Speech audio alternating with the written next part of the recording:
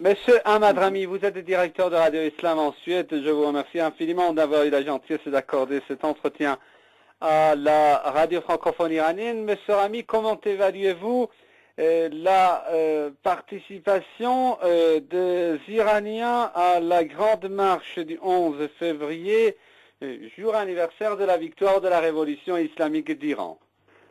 Oui, cette grande manifestation prouve le soutien indéfectible du peuple iranien à cette révolution qui symbolise ses espoirs et ses légitimes revendications à la liberté, à l'indépendance et à sa révolution surtout culturelle et spirituelle dans un monde pourri dominé par la loi de la jungle.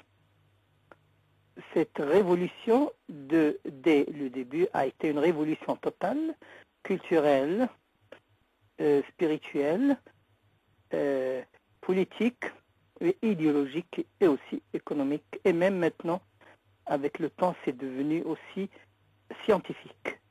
Et c'est pour cela qu'on peut dire que cette révolution a provoqué la haine,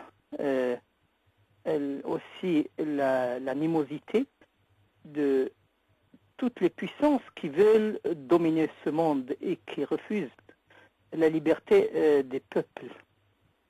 Et cette révolution est extraordinaire. On l'a vu dans justement ces manifestations qui prouvent que tous les complots, toutes les tentatives à nuire à cette révolution ont échoué.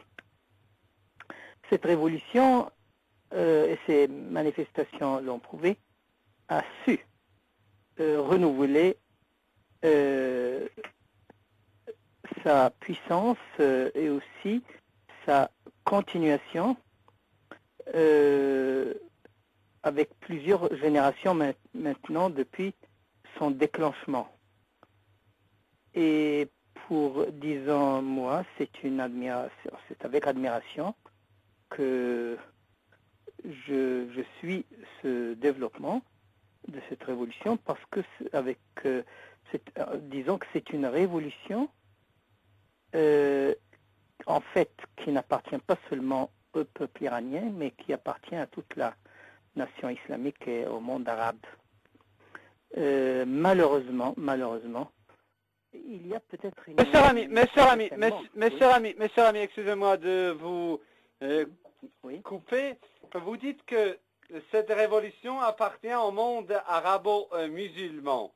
Alors, quel était en fait le message de cette participation, de cette grande participation du peuple iranien au monde extérieur? En fait, si les peuples islamiques et les peuples arabes n'étaient pas gouvernés par des régimes qui représentent l'ennemi de la nation, et il y aurait aussi des manifestations semblables à celles qui se sont déroulées à Téhéran et en Iran aujourd'hui. C'est-à-dire même ces manifestations énormes sont aussi les manifestations de toute la nation islamique qui représentent et symbolisent, disons, l'espoir de la nation islamique et l'opinion publique dans la nation islamique, parce qu'il ne faut pas oublier que même dans la nation islamique composée de plus d'1 milliard d'âmes, il y a aussi une opinion publique unie, il y a aussi des tendances, des symboles, des espoirs qui sont communs. Et donc ces manifestations représentent en fait la profondeur de l'opinion publique islamique. Et que la seule différence, c'est que vous êtes libre et nous aspirons à cette liberté.